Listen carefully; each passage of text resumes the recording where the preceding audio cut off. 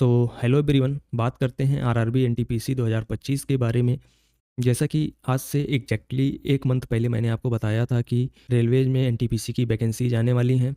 Total 8,000 vacancy के आसपास, जिसमें ग्रेजुएट लेवल और अंडर ग्रेजुएट लेवल की वैकेंसीज शामिल हैं। इस वीडियो में एक बहुत ही बड़ी अपडेट आई है रेलवे एस्पिरेंट्स के लिए। रेलवे बोर्ड का एक लेटर जारी हुआ है और बहुत जल्द ही आपको जो है आरआरबी एनटीपीसी 2025 की ऑफिशियल नोटिफिकेशन मिल जाएगी, जिसमें टोटल 8,875 वैकेंसीज पोस्ट्स आपको देखने को मिल सकती हैं और ज़्यादा ही मिल सकती हैं। तो आइए सबसे पहले बात कर लेते हैं एनटीपीसी ग्रेजुएट लेवल की। आगे बात करते हैं अंडर ग्रेजुएट लेवल की और कैसी जॉब प्रोफाइल है, शॉर्ट में देख लेते हैं। और फाइनली अभी आरआरबी ग्रेजुएट लेवल की वैकेंसीज आ चुकी हैं। तो दोस्तों, इस वीडियो में हम बात करने वाले हैं एनटीपीसी ग्रेजुएट लेवल वैकेंसीज के नोटिफिकेशन के बारे में डिटेल में। ठीक है, तो आइए देखते हैं, जिसका नंबर है 06/2025। तो इसमें जो है नॉन टेक्निकल पॉपुलर कैटेगरी यानी कि एनटीपीसी ग्रेजुएट लेवल पोस्टों की भर्ती की जानी है। और उसके बारे में कुछ इंपॉर्टेंट चीज़ें हम देख लेंगे, जैसे इंपॉर्टेंट डेट्स देख लेंगे और important dates, general instructions, important instructions, ये सारी चीज़ें देखेंगे। ठीक है, पोस्ट पैरामीटर, बहुत सारी चीज़ें हैं। तो सबसे पहले हम देख लेते हैं इसमें इंपॉर्टेंट डेट्स के बारे में। तो आप सभी को पता है कि जो ऑनलाइन फॉर्म भरना स्टार्ट हो चुका है वो 21 तारीख से हो चुका है, यानी कि कल से ही। ठीक है, दीपावली के बाद से जस्ट लास्ट डेट है एग्जैक्टली एक महीने बाद। ठीक है, 20 नवंबर को। तो आप इस तारीख का वेट ना करें, फॉर्म पहले ही भर लें। ठीक है, अच्छा, लास्ट डेट जो एप्लीकेशन पेमेंट का है वो 2 दिन बाद होता ही है, तो 22 तारीख तक रहेगा नवंबर में। बाकी डेट फॉर मॉडिफिकेशन, ये विंडो खुलेगा आपका 23 नवंबर से और 2 दिसंबर तक। ठीक है, 10 दिन इधर आपको मिलेगा। और जो स्क्राइब वाले कैंडिडेट हैं उनको जो है 3 दिसंबर से 7 दिसंबर के बीच का टाइम दिया गया है डिटेल भरने स्क्राइब का। ओके, टोटल वैकेंसीज की बात करते हैं तो इस बार टोटल वैकेंसीज हैं आपके 5,810, जिसमें चीफ कमर्शियल कम टिकट सुपरवाइजर की 161 पोस्टें हैं। ये सभी आरआरबी की बात हो रही है ऑल इंडिया। ठीक है, लेवल 6 की पोस्ट है। स्टेशन मास्टर की 615 पोस्टें हैं। गुड्स ट्रेन मैनेजर की 3,416 पोस्टें हैं ऑल ओवर इंडिया। और junior accountant assistant cum typist की 921 पोस्टें हैं। सीनियर क्लर्क कम टाइपिस्ट की 638 और ट्रैफिक असिस्टेंट की 59 पोस्टें आई हैं, जिसमें कमर्शियल कम टिकट सुपरवाइजर लेवल 6 की पोस्ट है। स्टेशन मास्टर भी लेवल 6 की पोस्ट है। गुड्स ट्रेन मैनेजर लेवल 5 का पोस्ट है। Junior accountants assistant cum typist level 5 का पोस्ट है। सीनियर क्लर्क लेवल 5 का पोस्ट है और ट्रैफिक असिस्टेंट लेवल 4 का पोस्ट है। ये उनका इनिशियल ग्रेड पे है। मेडिकल स्टैंडर्ड की बात करें तो चीफ कमर्शियल कम टिकट सुपरवाइजर जो है B2 चाहिए इसमें मेडिकल स्टैंडर्ड। बाकी ट्रेन मैनेजर और स्टेशन मास्टर के लिए A2 चाहिए, साथ में ट्रैफिक असिस्टेंट के लिए भी A2 ही चाहिए। ठीक है, इसमें जो है आपके आँख का विजन 6:9 होना चाहिए। ठीक है, 6:9 होना चाहिए, कंपल्सरी है। तो बाकी सब में जो है नॉर्मल स्टैंडर्ड हैं, B2, C2 और C2। ओके, आगे हम देखेंगे कि इनका एग्जैक्टली क्या मतलब होता है, इसी नोटिफिकेशन में हमें मिल जाएगा वो चीज़। तो आगे बढ़ते हैं, आगे क्या, हाँ, यहाँ पे स्टैंडर्ड ऑफ मेडिकल फिटनेस के बारे में जानकारी दी गई है। तो A2 जो स्टेशन मास्टर और ट्रेन मैनेजर के लिए मेडिकल स्टैंडर्ड की डिमांड है, उसमें आपको डिस्टेंट विजन जो होता है वो 6:9 होना चाहिए विदाउट ग्लासेज। ठीक है, इसमें कोई फॉगिंग टेस्ट नहीं होता है। नियर विजन 0.6 होना चाहिए विदाउट ग्लासेज दोनों आँखों की। ठीक है, कलर विजन टेस्ट पास करना होता है। Binocular vision test, night vision और मायोपिक विजन, ये सारे टेस्ट किए जाते हैं आपके, इसमें आपको पास होना होता है। B2 स्टैंडर्ड जो चीफ कमर्शियल कम टिकट सुपरवाइजर के लिए मांगा गया है, उसमें आपका 6:9 और 6:12 चल जाएगा। ग्लास या लगे हों आपके या ना लगे हों, यानी कि आप चश्मा लगा भी सकते हैं, नहीं भी लगा सकते हैं, कोई दिक्कत नहीं है। ये सब नॉर्मल स्टैंडर्ड हैं मेडिकल के। और C2 भी इससे भी नीचे वाला होता है। ठीक है, तो मेन जो है, अगर आपको चश्मा लगता है, आपकी आई साइट सही नहीं है, तो आप जो है सिर्फ स्टेशन मास्टर और ट्रेन मैनेजर के लिए एलिजिबल नहीं होंगे। आप CTS, जूनियर अकाउंटेंट, ठीक है, इन सभी पोस्टों के लिए एलिजिबल होंगे। आगे बढ़ते हैं, इस नोटिफिकेशन में और क्या चीज़ें हैं देख लेते हैं। ये सारे कॉमन चीज़ें हैं। अच्छा, तो हम एज लिमिट्स की बात कर लेते हैं इस पैरा में 5.1 में, जिसमें date of birth of candidate should be between the dates 1 January 2008 से 2 जनवरी 1993 के बीच का होना चाहिए, यानी कि 18 साल से 33 साल का एज ग्रुप इस एग्ज़ाम में पार्टिसिपेट कर सकता है। ये कंडीशन है अनरिजर्व्ड वालों के लिए। EWS के लिए भी यही पैरामीटर्स हैं। OBC के लिए है, आपको एज रिलैक्सेशन मिल जाता है 3 साल का। तो यदि आपका डेट ऑफ बर्थ 2 जनवरी 1990 के बाद का है तो आप इसके लिए एलिजिबल हैं ओबीसी सर्टिफिकेट के साथ। और अगर आप एससी और एसटी कैंडिडेट हैं तो आपका जो है डेट ऑफ बर्थ 1988 2 जनवरी के बाद का होना चाहिए। ये सारे रहे आपके एज लिमिट। जैसा कि हमने ऊपर देख ही लिया, एससी एसटी कैंडिडेट के लिए 5 साल का एज रिलैक्सेशन है और ओबीसी के लिए 3 साल का। बाकी एक्स सर्विसमैन में जो अनरिजर्व कैटेगरी से IWS से हैं उनको 3 साल का मिलेगा, ओबीसी से एक्स सर्विसमैन को 6 साल का, और एससी एसटी कैटेगरी जितने भी एक्स सर्विसमैन हैं उन सबको 8 साल का मिलेगा डिडक्शन। तो आगे है कैंडिडेट हुआ serving group C first while group D railway staff within minimum 3 years service as well as substituted with minimum 3 years service in continuous or in broken spell in railways, तो उनको और ज़्यादा छूट मिलेगी। ठीक है, जो रेलवेज एम्प्लॉई हैं उनके लिए चीज़ें दी गई हैं। फीमेल कैंडिडेट्स के लिए विडोड, डिवोर्स्ड और judicially separated from husband but not remarried, तो उनके लिए ये जो है आपका इसमें कुछ रिलैक्सेशंस हैं, आप इस नोटिफिकेशन में देख सकते हैं। आगे बढ़ते हैं।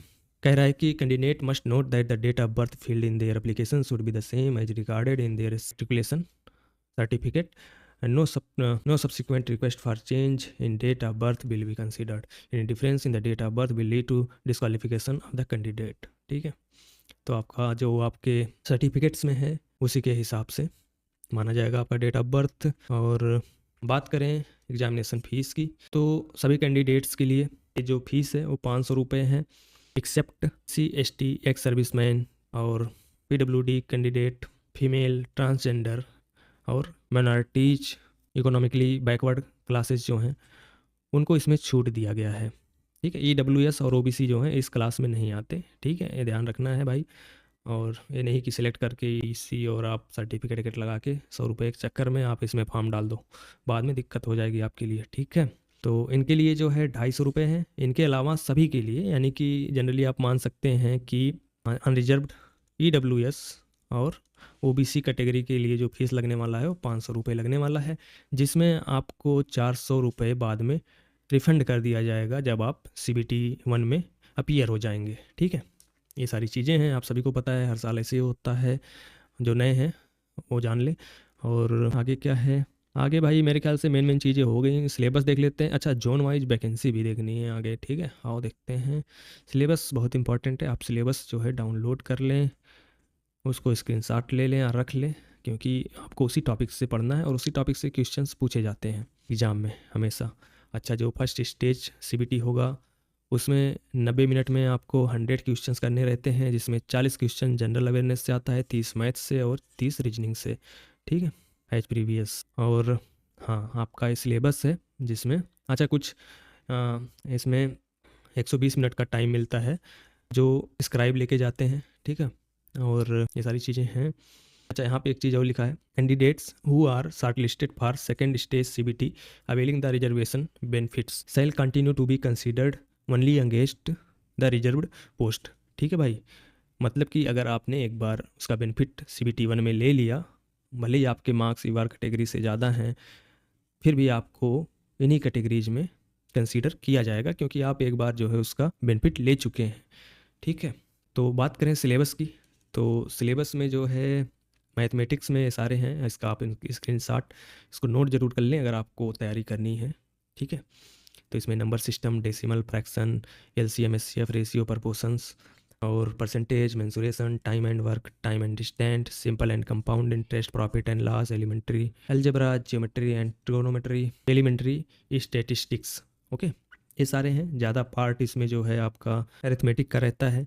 ठीक है, जनरल इंटेलिजेंस एंड रीजनिंग की बात करें तो analogies, completion of number and alphabetical series, coding, decoding, mathematical operation, similarities and differences, relationships, analytical reasoning, syllogism, jumbling, Venn diagram, puzzle, data sufficiency, statement conclusion, statement, courses of action, decision making, maps, interpretation of graph. ठीक है, ये सारी चीज़ें आपका general intelligence से रहेगा। और general awareness से बात करें तो current event of national and international importance, games and sport, art and culture of India, Indian literature, monuments and places of India, general science and life science up to 10th CBSE। ठीक है, ये बात बहुत ध्यान रखना। और आप science जो है आप कक्षा 10 तक ही पढ़ना है, एनसीईआरटी का यूज कर सकते हैं 9th और 10th क्लास का, ठीक है, आपका काम हो जाएगा। History of Indian and freedom struggle, physical social and economic geography of India and world. Okay, world से रिलेटेड अभी एक चीज़ आया है, दो चीज़ आया है, एक करंट इवेंट और एक geography. Indian polity and governance, constitution and political system, general scientific and technological development including space and nuclear programme of India, UN and other important world organisation. इसके लिए मैं एक डेडिकेटेड वीडियो बना रखा हूँ UN के लिए इसी चैनल पर, आप देख सकते हैं। इन्वायरमेंटल इशूज, ये सारी चीज़ें हैं, आप इसको पढ़ लो, ठीक है। सिलेबस बहुत ज़रूरी है, आपकी जो तैयारी है वो थोड़ी कम्पैक्ट हो जाती है इससे, ठीक है, आपको फालतू चीज़ें नहीं पढ़नी होती हैं। मिनिमम परसेंटेज मार्क्स हैं एलिजिबिलिटी के लिए, ठीक है। अनरिजर्व्ड का 40% है, ईडब्ल्यूएस का 40% है, ओबीसी का 30 है, एससी का 30 है, एसटी का 25% है। सेकंड स्टेज सीबीटी की बात करें तो जो है आपका वही आपका टाइम 90 मिनट रहता है, क्वेश्चनों की संख्या 120 हो जाती है। जनरल अवेयरनेस से 50 क्वेश्चन 40 की जगह, ठीक है, 40 से बढ़ के 50, ये 30 से 35 और ये 30 से 35, इंटेलिजेंस और रीजनिंग भी, ठीक है, ये सारी चीज़ें रहती हैं। सिलेबस सेम रहता है पूरा का पूरा, ठीक है, इसमें कोई डिफरेंस नहीं दिखने को मिलेगा आपको। हाँ, कंप्यूटर बेस्ड टेस्ट होता है जो जिन पोस्टों के लिए, जैसे जूनियर अकाउंटेंट के लिए आपको टाइपिंग टेस्ट देना पड़ता है। तो जैसे senior clerk cum typist, junior accountants, assistant cum typist, इन दोनों पोस्टों के लिए आपको 25 वर्ड पर मिनट हिंदी की टाइपिंग आनी चाहिए आपको, या तो फिर आपको 30 वर्ड पर मिनट इंग्लिश की टाइपिंग आनी चाहिए, ठीक है। तो जो भी लोग इस पोस्टों को प्रेफर कर रहे हैं वो टाइपिंग सीख सकते हैं, कम से कम 40 वर्ड पर मिनट की स्पीड होनी चाहिए इसको क्वालिफाई करने के लिए, ठीक है भाई। क्योंकि वहाँ पे आपको कभी कीबोर्ड इधर उधर हो जाता है, कभी आप जो है थोड़े नर्वस हो जाते हैं, उस कंडीशन में आपकी स्पीड स्लो हो जाती है। बाकी ये सारी चीज़ें हैं। अच्छा, इसमें तो इन दोनों पोस्टों में बात हो गई कि इसमें computer based typing skill test होता है। बाकी स्टेशन मास्टर में साइको टेस्ट होता है, कंप्यूटर बेस्ड एप्टीट्यूड टेस्ट और ट्रैफिक असिस्टेंट के लिए भी होता है, ठीक है। ये भी कॉमन सी चीज़ें हैं, अगर आप इनको प्रेफरेंस दे रहे हैं तो आप इसको भी देख सकते हैं, तैयारी कर सकते हैं इसकी, ठीक है। और डॉक्यूमेंट वेरिफिकेशन है, उसके बाद का स्टेज और ये सारी चीज़ें हैं, फिल करना है उसको छोड़ते हैं। बाकी ये जो हैं आपके जितने भी आरआरबीज हैं, जितने भी रेलवे रिक्रूटमेंट बोर्ड्स हैं, उनकी वेबसाइट्स हैं, आपको जिस रेलवे बोर्ड से भरना है उस रेलवे बोर्ड से भर सकते हैं। उससे पहले आप वैकेंसीज ज़रूर देख लें कि किस रेलवे बोर्ड से कितनी वैकेंसीज हैं, मेरा घर कहाँ है, ठीक है, ये सारी चीज़ें बहुत ज़रूरी हैं। बाकी जो है ये सारे आपके डिटेल से दे रखे हैं कि बस डिग्री चाहिए आपको, ठीक है। अब बात करते हैं कि जोन वाइज कितनी कितनी वैकेंसीज हैं। तो आरआरबी अहमदाबाद से टोटल वैकेंसीज हैं 79, आरआरबी अजमेर से तो 345 हैं। आगे बात करते हैं आरआरबी बेंगलोर से तो 241 हैं, और आरआरबी भोपाल से 382 हैं, आरआरबी भुवनेश्वर से 231, आरआरबी बिलासपुर से 864, चंडीगढ़ से 199। चंडीगढ़ में बस junior accountant, assistant cum typist और सीनियर क्लर्क की पोस्टें हैं, ठीक है। ये आ गया आपका आरआरबी चेन्नई 187 पोस्ट ओवरऑल, और गोरखपुर से 111, गुवाहाटी से 56, श्रीनगर से 32, कोलकाता से 685 और मालदा से 522, मुंबई से 596 596 और मुजफ्फरपुर से 21 पोस्टें आपको दी गई हैं। पटना से 23, प्रयागराज से इस बार है सिर्फ 110 पोस्ट, ठीक है, जिसमें चीफ कमर्शियल कम टिकट सुपरवाइजर, जूनियर अकाउंटेंट और सीनियर क्लर्क की पोस्टें हैं। इसमें ट्रेन मैनेजर और स्टेशन मास्टर की पोस्टें नहीं हैं इस बार इलाहाबाद में, ठीक है भाई। बाकी इसमें जो हैं एनआर में 2 डिवीज़न कवर करता है आरआरबी प्रयागराज, एक मुरादाबाद और दूसरा लखनऊ, और बीएलडब्ल्यू बनारस लोकोमोटिव वर्क्स ये लखनऊ के अंतर्गत आता है, ठीक है।